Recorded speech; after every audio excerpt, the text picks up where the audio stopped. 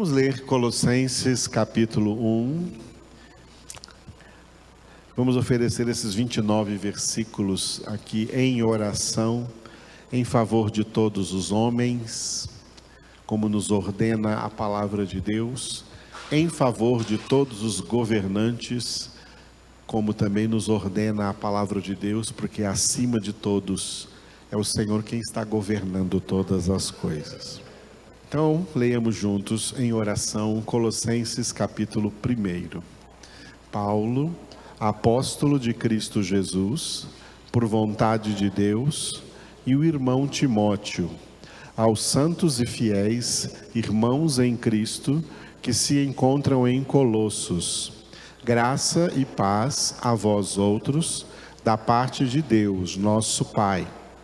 Damos sempre graças a Deus, Pai de nosso Senhor Jesus Cristo, quando oramos por vós, desde que ouvimos da vossa fé em Cristo Jesus e do amor que tendes para com todos os santos, por causa da esperança que vos está preservada nos céus, da qual antes ouvistes pela palavra da verdade do Evangelho, que chegou até vós, como também em todo o mundo está produzindo fruto e crescendo.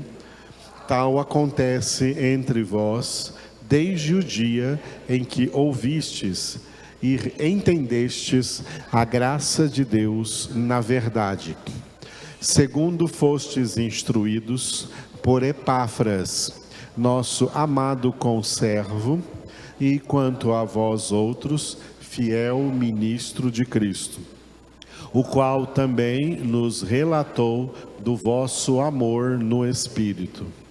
Por esta razão, também nós, desde o dia em que o ouvimos, não cessamos de orar por vós e de pedir que transbordeis de pleno conhecimento da sua vontade, em toda a sabedoria e entendimento espiritual, a fim de viverdes de modo digno do Senhor, para o seu inteiro agrado, frutificando em toda boa obra e crescendo no pleno conhecimento de Deus, sendo fortalecidos com todo o poder, segundo a força da sua glória, em toda a perseverança e longanimidade, com alegria, dando graças ao Pai, que vos fez idôneos à parte que vos cabe da herança dos santos na luz. Ele nos libertou do império das trevas e nos transportou para o reino do Filho do seu amor, no qual temos a redenção, a remissão dos pecados. Este é a imagem do Deus invisível, o primogênito de toda a criação, pois nele foram criadas todas as coisas, nos céus e sobre a terra, as visíveis e as invisíveis, sejam tronos, sejam soberanias, quer principados, quer potestades. Tudo foi criado por meio dele e para ele. Ele é antes de todas as coisas, nele tudo subsiste. Ele é a cabeça do corpo da igreja. Ele é o princípio, o primogênito de entre os mortos, para em todas as coisas ter a primazia. Porque aprouve a Deus que nele residisse toda a plenitude, e que, havendo feito a paz pelo sangue da sua cruz, por meio dele, reconciliasse consigo mesmo todas as coisas, quer sobre a terra, quer nos céus.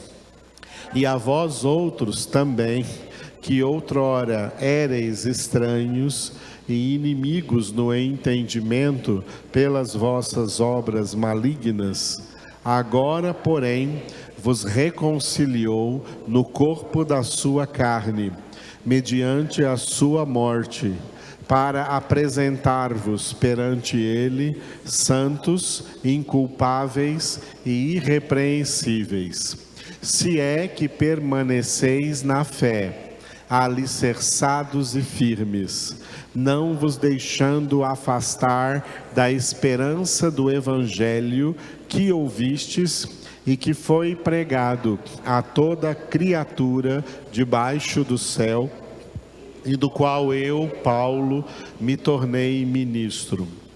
Agora me regozijo nos meus sofrimentos por vós, e preencho o que resta das aflições de Cristo na minha carne, a favor do seu corpo, que é a Igreja, da qual me tornei ministro, de acordo com a dispensação da parte de Deus, que me foi confiada a vosso favor, para dar pleno cumprimento à palavra de Deus, o mistério que estivera oculto dos séculos e das gerações, agora, todavia, se manifestou aos seus santos, aos quais Deus quis dar a conhecer qual seja a riqueza da glória deste mistério entre os gentios, isto é, Cristo em vós, a esperança da glória, o qual nós anunciamos, advertindo a todo homem e ensinando a todo homem em toda a sabedoria, a fim de que apresentemos todo homem perfeito em Cristo. Para isso é que eu também me afadigo, esforçando-me o mais possível, segundo a sua eficácia, que opera eficientemente em mim. O tema de hoje, repita depois de mim: amor no Espírito. Vamos ver a que Paulo se referiu quando ele disse isso, essa coisa tão importante. Na epístola de Paulo aos Colossenses, nós estamos ainda na introdução, dentro da introdução da epístola, onde Paulo louva ao Senhor, louva a Deus pela vida dos irmãos da igreja de Colossos, na antiga Ásia Menor, e esse louvor está expresso aqui, no primeiro capítulo, do versículo 3 até o versículo 8. Então diga louvor. Muito bem. Paulo louva a Deus por dois motivos que ele ficou sabendo lá da igreja dos crentes de Colossos. Versículos de 3 a 6, que nós terminamos na semana passada. Ele louvou a Deus pela fé dos colossenses. Diga, vossa fé. E os versículos que nós vamos ver hoje, o 7 e o 8, ele louvou a Deus também pelo amor dos colossenses. Diga, vosso amor. Diga de novo, vossa fé, vosso amor. Glória a Deus. A verdadeira fé é acompanhada pelo verdadeiro amor. Por isso, olha só, o amor é um critério que a gente pode entender se a fé que alguém tem é autêntica. Se a fé for verdadeira, ela é acompanhada do amor. Quem diz que crê e não ama é mentiroso. A verdadeira fé é acompanhada pelo verdadeiro amor. Aleluia. Aleluia. Glória a Deus. E da mesma forma, tá? Não existe verdadeiro amor sem fé. Assim como existe fé natural, que não é acompanhada de amor, também existe amor natural, que não é acompanhado de fé. É um amor carnal, humano e falho. Mas a fé é dom de Deus e o amor também é doado, derramado por Deus nos corações daqueles que têm fé por obra do Espírito Santo. Então, duas coisas distintivas em quem pertence a Deus é fé e amor. Aleluia. Glória a Deus. Muito bem. Hoje nós estamos nessa pequena parte aí, só 2 versículos, diga de novo, vosso amor. Nesses 2 versículos, Paulo falou assim: segundo fostes instruídos por Epáfras, nosso amado conservo, e quanto a vós outros, fiel ministro de Cristo. Na Bíblia nossa está escrito fiel ministro de Cristo. No slide eu já coloquei a tradução mais correta, verdadeiro ministro de Cristo, o qual também nos relatou do vosso amor no Espírito. Leiam vocês aí, esses 2 versículos estão juntos aí.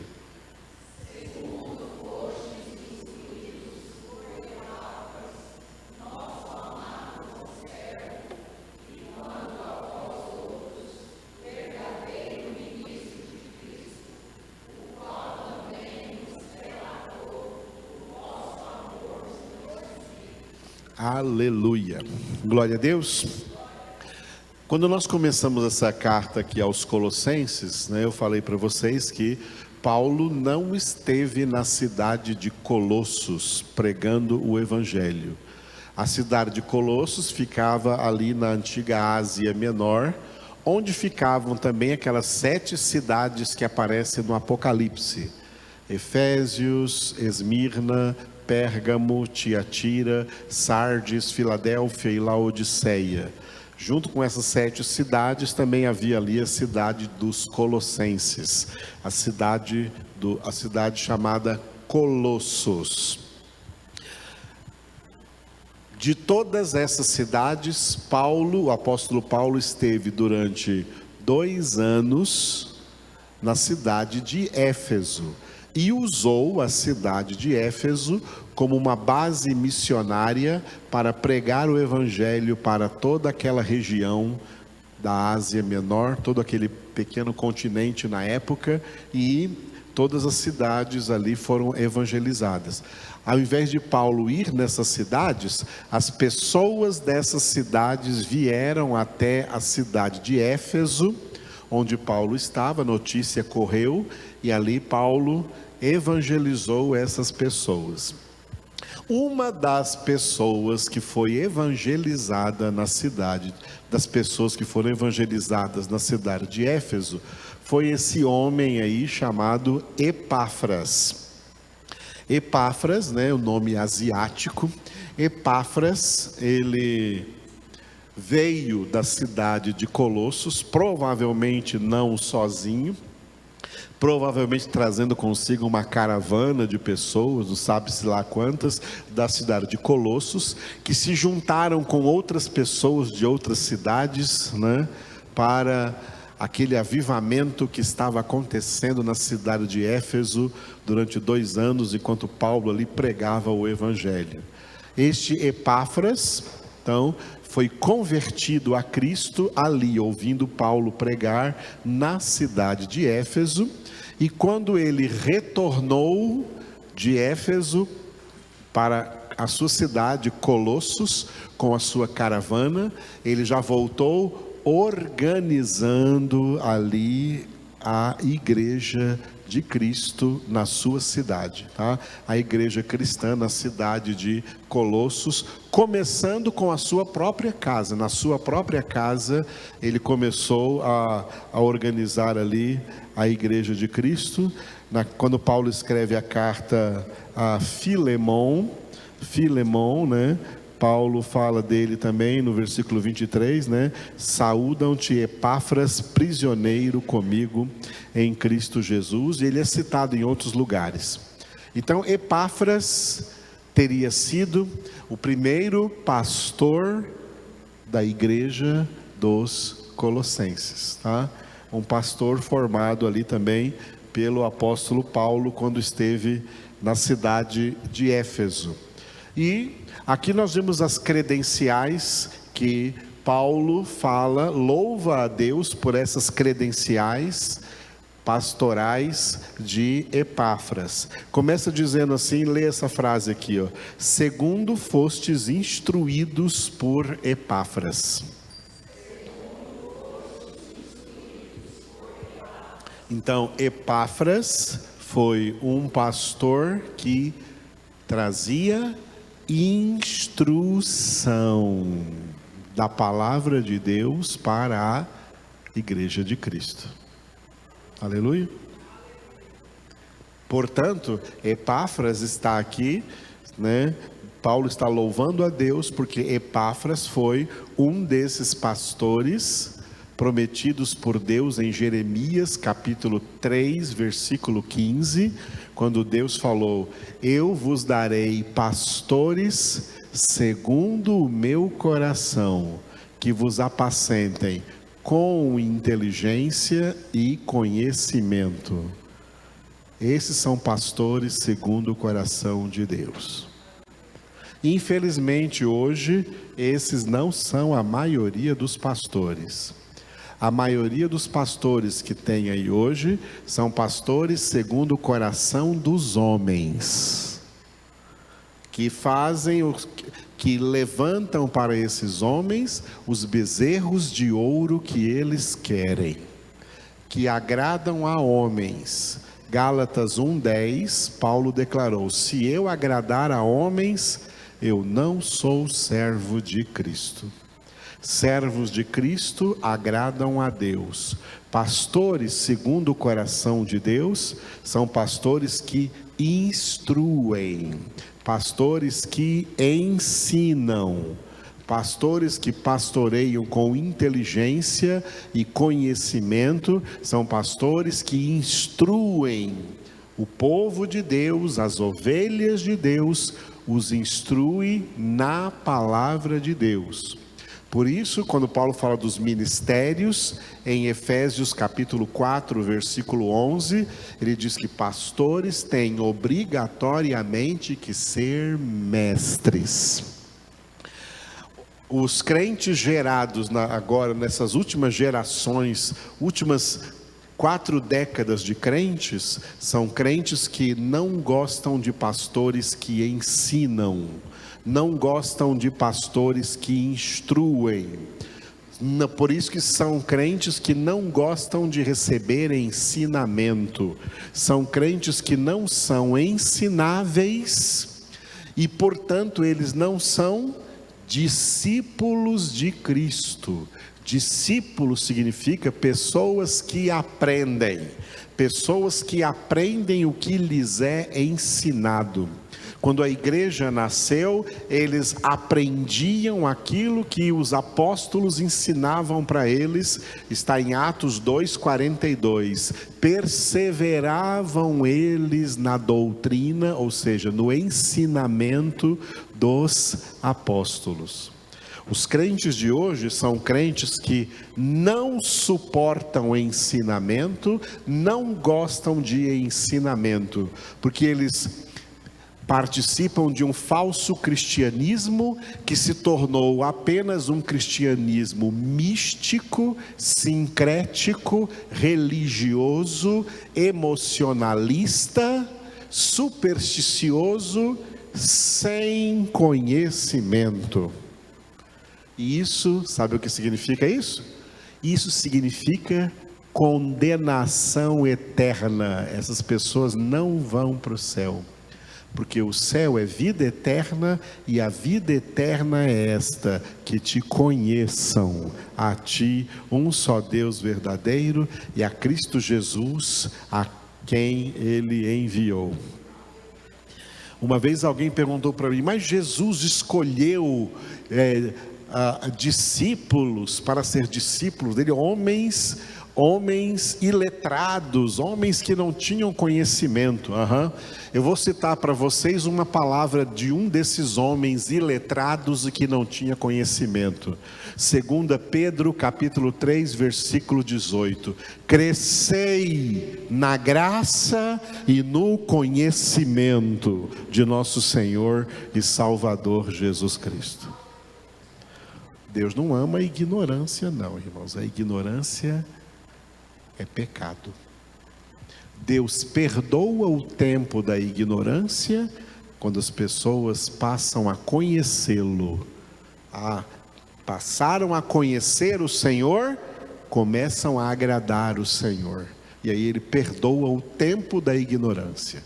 Mas quem quer permanecer na ignorância não terá perdão, terá condenação. Epáfras veio com uma turma dos Colossenses e Paulo estava lá ensinando em Éfeso, ensinando a palavra de Deus. E Epáfras já saiu dali como um pastor para também instruir os colossenses lá da sua cidade, instruí-los na palavra de Deus. Por isso Paulo está louvando a Deus pelos colossenses, porque eles foram, diga aí, instruídos por Epáfras. Aleluia. Muito bem. E Paulo chamou também Epáfras aqui de conservo, repita aí, nosso amado conservo. Ser um conservo é ser servo junto com. Ele, assim como nós, juntamente conosco, aqui comigo, Paulo, comigo, Timóteo, comigo, o casal aqui, Priscila e Áquila, comigo, Silas, conosco, ele também se fez um servo de Deus, assim como nós somos servos de Deus. Qual a principal coisa que um servo de Deus tem que fazer?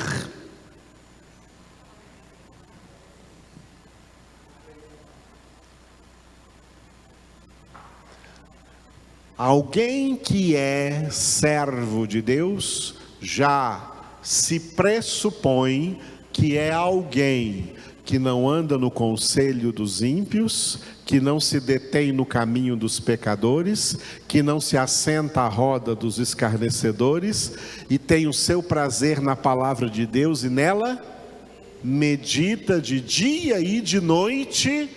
Para quê? Para servir esta palavra, ensinando, instruindo a outras pessoas. A primeira coisa que um servo de Deus tem que fazer é ensinar a palavra de Deus a outros, é instruir a outros na palavra de Deus. Olha como Paulo disse isso para Timóteo. Viu que deu uma virada aqui na Bíblia? Já entrou na página. Vocês verem como Deus faz, né? Já é confirmação. 2 Timóteo 2:2, fácil de decorar, ó. 2 Timóteo 2:2, 2 Timóteo 2:2. E o que de minha parte ouviste, através de muitas testemunhas, isso mesmo transmite a homens fiéis e também idôneos para instruir a outros. Leiam vocês.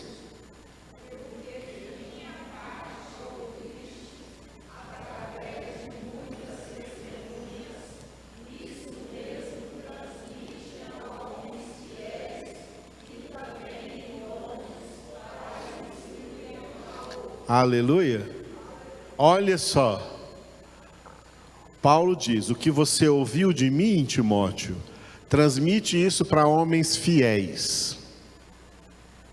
Fiéis aqui é crentes, para homens verdadeiramente crentes, tá? E também idôneos, capacitados, homens que tenham idoneidade para fazer o quê? Segue aí, irmãos, na palavra. Para instruir a outros.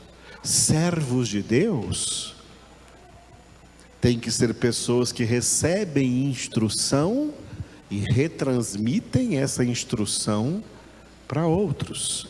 Olha o que disse o profeta Isaías. Agora veja aí em Isaías, capítulo 50, versículo 4. Está todo mundo com a Bíblia aí? Isaías, capítulo 50, versículo 4.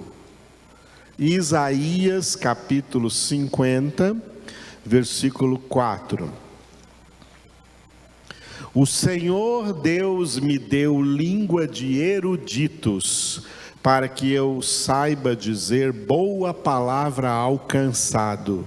Ele me desperta todas as manhãs, desperta-me o ouvido para que eu ouça como os eruditos. Todo mundo achou esse versículo?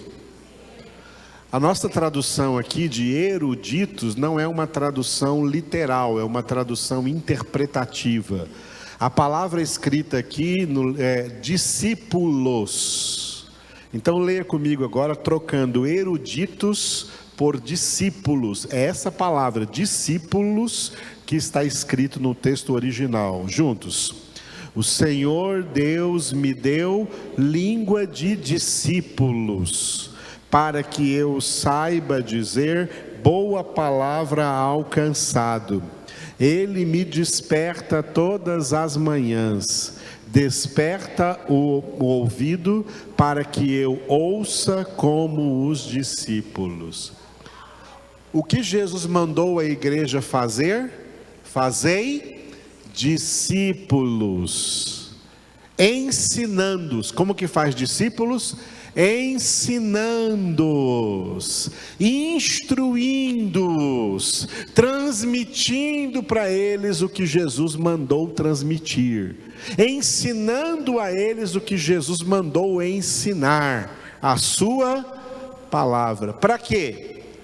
Para que eles passem a usar a língua deles para ensinar aos outros, para levar boa palavra ao cansado, para ensinar aos outros o que recebeu como instrução, porque é isso que faz um servo. Por isso Epáfras diga assim, nosso amado conservo. Assim como nós é um servo. Sabe como é que é a palavra servo, né? Um dos significados da palavra servo na Bíblia Sagrada, assim como o Pai apresentou Jesus como servo, em Isaías 42, o Pai apresentou Jesus como servo. Ele disse, eis aqui o meu servo, tá? O meu servo. Vamos abrir aqui, o Espírito de Deus mandou eu abrir com vocês, já que está falando essa coisa tão importante. Nós estávamos agora mesmo em Isaías, né? 54. Volta um pouquinho aí, então, Isaías 42. Isaías 42. Aqui é o Pai apresentando Jesus como seu servo. Olha, acompanha comigo, ó. Eis aqui o meu servo, a quem sustenho, o meu escolhido, em quem a minha alma se compraz. Pus sobre ele o meu espírito, e ele promulgará o direito para os gentios. Não clamará, nem gritará, nem fará ouvir a sua voz na praça, não esmagará a cana quebrada, nem apagará a torcida que fumega. Em verdade promulgará o direito, não desanimará, nem se quebrará, até que ponha na terra o direito, e as terras do mar aguardarão a sua doutrina, o seu ensinamento. A palavra servo aqui, que em hebraico é eved, no grego tem duas palavras, tem doulos e tem uma outra palavra que não é doulos, e que é a palavra que foi usada aqui pelos tradutores que traduziram o Antigo Testamento do hebraico para o grego.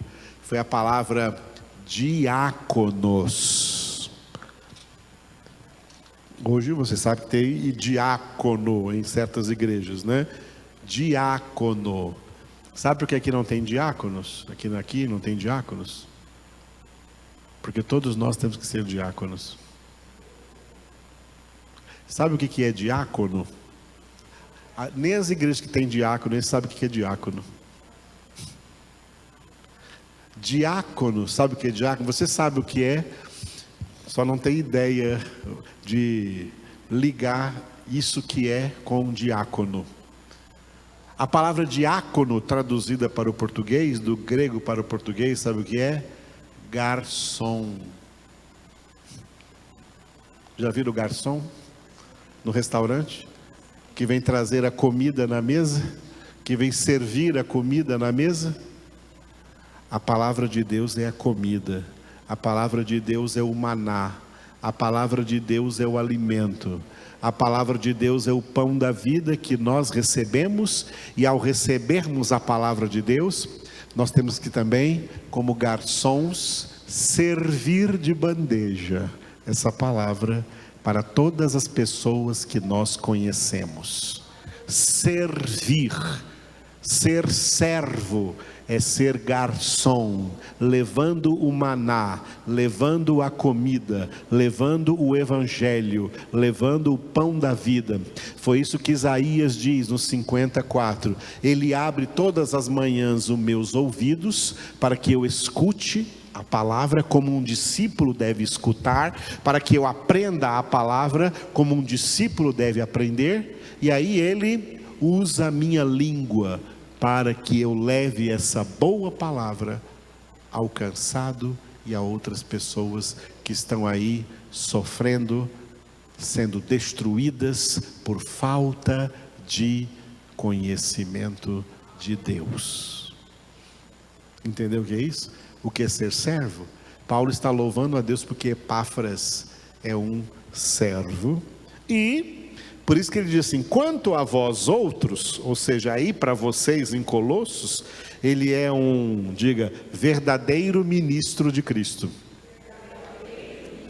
O que Paulo quis dizer é que Epáfras é um verdadeiro pastor, um verdadeiro ministro de Cristo, um pastor segundo o coração de Deus, que aprendeu a palavra de Deus e agora está instruindo as ovelhas de Cristo na sua palavra. Aleluia, amados. É isso que fazemos aqui. É isso que fazemos aqui. É por isso que a nossa igreja não é grande. Porque se eu deixasse de ensinar a palavra aqui e fizesse um monte de outras coisas, não ia caber de gente aqui, a gente tinha que mudar para um prédio maior. Porque é isso que as pessoas querem um monte de coisa menos ensinamento, querem um monte de coisa menos palavra. E esse monte de coisa que elas querem menos palavra, nenhuma dessas coisas leva elas para o céu, porque só o que pode levar para o céu é a palavra. É a palavra que purifica, vós estáis limpos pela palavra. É a palavra que liberta, conhecereis a verdade vos libertará. É a palavra que santifica, santifica-os na verdade. A tua palavra é a verdade que nos santifica com aquela santificação sem a qual ninguém verá o Senhor. Não adianta nada ter igrejas imensas por aí, lotada de gente, todo mundo bem vestidinho, fazendo das igrejas assim uma noite social maravilhosa, onde cada um quer apresentar alguma coisa e quer ver alguma coisa que encha seus olhos e seus ouvidos, mas estão vazios de instrução verdadeira, vazios de conhecimento verdadeiro, vazios da verdade, vazios da palavra, são apenas religiosos. E Jesus diz em João capítulo 8, que o pai dos religiosos não é Deus, o pai dos religiosos é o diabo, porque o diabo é o pai da mentira, e a pior das mentiras do diabo se chama religião. Jesus não veio trazer religião, ele veio trazer a verdade. A palavra de Deus é a verdade. Aleluia. Pastores segundo o coração de Deus não são pastores segundo o coração dos homens. Os homens não gostam de pastores segundo o coração de Deus, e Deus não gosta de pastores segundo o coração dos homens.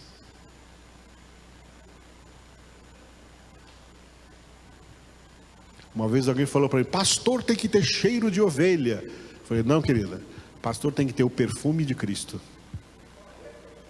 Tem que ter o cheiro de Cristo.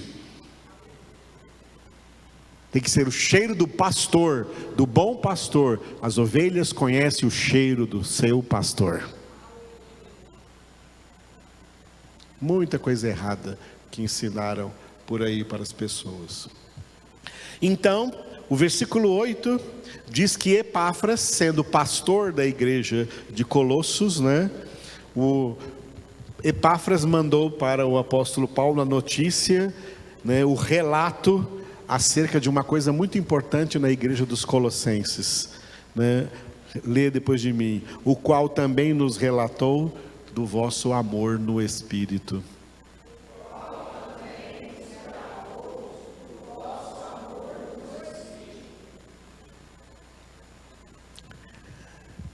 O último avivamento que Deus mandou até agora sobre a face da terra foi um avivamento que os homens batizaram com o nome de avivamento pentecostal. O avivamento foi de Deus, mas o nome foi dado pelos homens, tá? Os avivamentos de Deus não têm nome, os homens é que põem nome. Tá? Deus só faz o avivamento e os homens põem o nome. Colocaram o nome de avivamento pentecostal. Por que colocaram o nome de avivamento pentecostal? Porque, segundo aconteceu no dia de Pentecostes, quando as pessoas ficaram cheias do Espírito Santo, elas falaram em línguas estranhas, que é um dos dons do Espírito Santo. Só que o pentecostalismo se esfriou, esse avivamento já se esfriou. E nesse resfriamento, ele se transformou apenas em 4 dons. Os pentecostais gostam de línguas, profecias, curas e milagres. Parece que não existe mais nada no pentecostalismo, não tem mais palavra nenhuma no pentecostalismo. Só que quando Paulo falou dos dons do Espírito Santo, que são importantes e são do Espírito Santo que está em nós e pode manifestar através de cada um de nós. Paulo falou dos dons no capítulo 12 de 1 Coríntios, mas quando terminou aquele capítulo, ele ainda usou o último versículo do capítulo 12 para introduzir o capítulo 13. E ele disse assim: agora eu vou mostrar para vocês qual é o caminho sobremodo excelente. O que Paulo estava dizendo? Que o amor é superior a qualquer dom. O amor é superior a qualquer dom. O amor é superior a qualquer dom. Quem tem qualquer dom, mas não tem amor, esse dom perde o valor. Por isso Paulo diz: ainda que eu fale as línguas dos homens e dos anjos, se eu não tiver amor, eu só sou um sino que está batendo aí, um metal que está batendo aí, fazendo barulho, está só fazendo barulho, é só um barulho vazio, porque não tem amor. Se eu profetizar e não tiver amor, não adianta nada. Se eu tiver conhecimento e não tiver amor, não adianta nada. Se eu fizer obras supostas de caridade, mas não é por verdadeiro amor, é por qualquer outro interesse, não vale nada.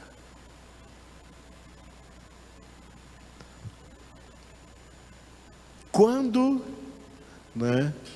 Paulo ouviu que Epáfras deu a ele a notícia de que os crentes de Colossos eram pessoas que tinham esse amor no Espírito. Amor no Espírito significa que o Espírito de Deus produziu naquela igreja, naqueles irmãos, o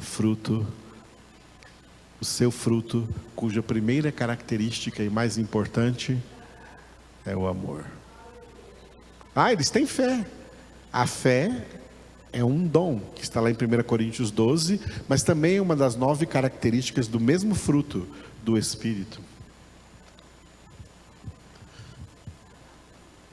A única carta em que Paulo falou aqui de dom de línguas foi a primeira carta aos Coríntios. Ele não falou mais disso em nenhuma carta. Não falou de línguas em nenhuma carta. Não significa que aquelas pessoas não falavam em línguas, elas falavam em línguas. A igreja de Éfeso começou com 12 homens que Paulo pregou para eles, e eles foram batizados com o Espírito Santo e falaram línguas estranhas. Mas Paulo não ficou perdendo tempo falando de línguas com essas outras igrejas, porque não precisava. Mas na igreja dos Colossenses, acima de tudo que o Espírito Santo transmite para uma igreja, para verdadeiros crentes, para aquela igreja estava cheia de amor. Cheia de amor. Cheia de amor. Nós vivemos hoje numa crise de amor. Temos uma crise de amor, uma crise do verdadeiro amor. Por quê? Porque nós já estamos aqui vivendo no tempo profetizado por Jesus, o tempo da multiplicação da iniquidade. E Jesus disse que com a multiplicação da iniquidade, o amor de quase todos se esfriará. O verdadeiro amor é um testemunho. Vamos mudar a palavra testemunho. O verdadeiro amor é um termômetro pelo qual você mede aonde que está o nível da sua espiritualidade. Menos amor, menos espiritualidade. Se a espiritualidade aumentar, vai se notar o amor aumentando. Se o amor está aumentando, é porque a espiritualidade está aumentando. Se o que está aumentando é frieza, é porque a espiritualidade está abaixando. É um termômetro. Coloque em você mesmo esse termômetro. Coloque em você mesmo esse termômetro. O amor tem que ser, em primeiro lugar, a Deus. Amarás o Senhor teu Deus de todo o teu coração, de toda a tua alma, de todo o teu entendimento. E ao próximo não é mais como a ti mesmo, é como Jesus te amou. E esse amor tem que abranger até qualquer pessoa que você possa rotular como seu inimigo. Amai, disse Jesus, ordenou Jesus, amai os vossos inimigos. Fazei o bem aos que vos odeiam. Orai em favor dos que vos perseguem. Abençoai-os e não os amaldiçoeis. Tem muita gente que não ama porque está machucado por pessoas. Tem muita gente que não ama porque está, pelo fato de estar machucado por pessoas, e às vezes por pessoas mais até próximas, são as que mais machucam, né? Então ela se protege para não amar, porque eles, quando eu amei, eu só fui machucado. Então ela se protege para não amar. Essas pessoas que estão assim precisam de cura, porque não pode ficar assim não. Jesus só amou e foi ferido, foi machucado, mas intercedeu por quem o machucava. Perdoai-os, Pai, não sabem o que fazem. O amor leva ao perdão. O perdão te cura. O perdão leva à cura. Ser pessoas curadas, pode ser pessoas machucadas, mas esses machucados viram marcas, viram cicatrizes, mas são curados. Cântico dos Cânticos de Salomão: o amor é mais forte que a morte. Deus é amor. Quem não ama não conhece a Deus, porque Deus é amor. Paulo louvou a Deus, terminando essa parte aqui da introdução, onde Paulo louva a Deus pelos Colossenses, louva a Deus porque ele recebe a notícia que há amor naquela igreja, há amor entre os irmãos. Há amor entre os irmãos. Glória a Deus. Não pode haver desconfiança. Tem que ter amor entre os irmãos. A desconfiança é o resfriamento do amor. Tem que ter amor. Jesus nos amou. João capítulo 13, versículo 1. Jesus nos amou até o extremo. É amando-vos uns aos outros que o mundo conhecerá que sois meus discípulos. Jesus disse isso. Aleluia. Deixa Jesus te curar. Deixa Jesus te curar. Deixa Jesus curar o seu coração. Para que você aprenda a ter esse, repita depois de mim aí, amor no Espírito. É o amor espiritual, o amor que o Espírito Santo produz. O amor que excede todo o entendimento. Para que sejamos tomados de toda a plenitude de Deus. Deus é amor. Quando Deus nos cura, Ele cura com amor. Quando Deus nos ensina, Ele nos ensina com amor. Quando Deus nos guia, Ele nos guia com amor. Em tudo Deus está nos amando. Nós dormimos, Ele não dorme nem dormita, fica nos guardando. Fica vigiando sobre nossas almas. O amor de Deus é tremendo. Amo-te com eterno amor, Ele diz. Por isso a ti eu estendi o meu favor. Vença o ódio. Vença a frieza. Vença a desconfiança. Ame de verdade a Deus e ao próximo. Próximos mais próximos e até próximos mais distantes. É para orarmos em favor de toda a humanidade? Por amor. Por amor. Amar a todos. Quem não ama é do diabo. Não, a Bíblia fala, não façamos como o diabo, que odeia desde o princípio. Desde o princípio odiou. Quem odeia não tem Deus. Quem tem Deus, ama. Há quantos não mereçam amor, porque fomos também amados sem merecer.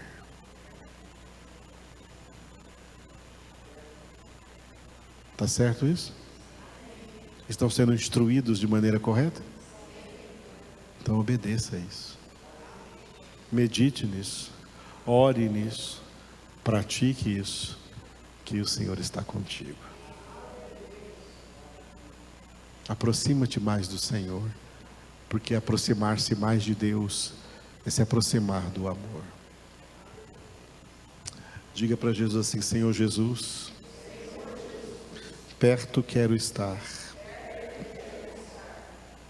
junto aos teus pés.